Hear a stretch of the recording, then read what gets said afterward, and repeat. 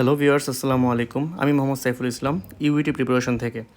আজকে আপনাদের দেখাবো যে কিভাবে টপিক পরীক্ষার বিগত সালের প্রশ্নগুলো আমরা খুঁজে পাবো, টপিক 1 এবং টপিক 2। তো কথা না বলে আমরা শুরু করি। তো প্রথমে আমরা ক্রোম ব্রাউজার অথবা যে কোনো ব্রাউজার, আমার যেমন হচ্ছে সাফারি ব্রাউজার, আমি এখানে ঢুকলাম। ঢোকার পর এখানে সার্চ দিব topic.go.kr, ঠিক আছে। এরপর আমরা চলে যাব সেই লিঙ্কে। এরপর এরকম একটা ইন্টারফেস চলে আসবে।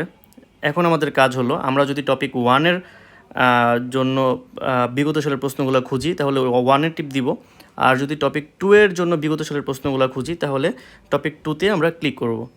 তো আমি টপিক 2-এর প্রশ্নগুলো দেখাই, ঠিক আছে। Same to same process. Topic 1 যদি খুঁজে বের করতে চান তাহলে 1-এ টিপ দিবেন, 2 যদি খুঁজে বের করতে চান তাহলে 2-তে টিপ দিবেন। তো আমি 2-তে টিপ দিলাম। এরপরে হচ্ছে ডান পাশের কর্নারে যে 3 ডট বা 3 দাগের যে চিহ্নটা রয়েছে সেখানে ক্লিক করব। একবারে আমার এখানে হচ্ছে কি মানে কোরিয়ান ভাষাতে দেওয়া, আপনি চাইলে এখানে ওই যে উপরে এখান থেকে ইংলিশ সেট করে নিতে পারেন।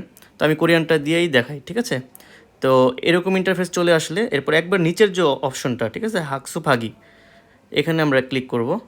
তারপর প্রথম যে ইয়াটা থাকবে, অপশনটা থাকবে, ঠিক আছে, টপিক খিচুল মঞ্জে ফুরোবগি, এখানে আমরা টিপ দিব।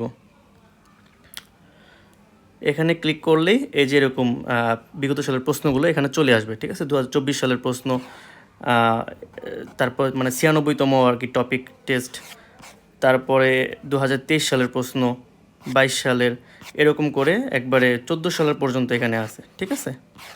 তো একইভাবে আমরা টপিক 1-এরগুলোও খুঁজে বের করতে পারবো। ঠিক আছে, সকলকে ধন্যবাদ। দেখা হবে পরের কোনো ভিডিওতে। সে পর্যন্ত আশা করি ভালো থাকবেন। আসসালামু আলাইকুম।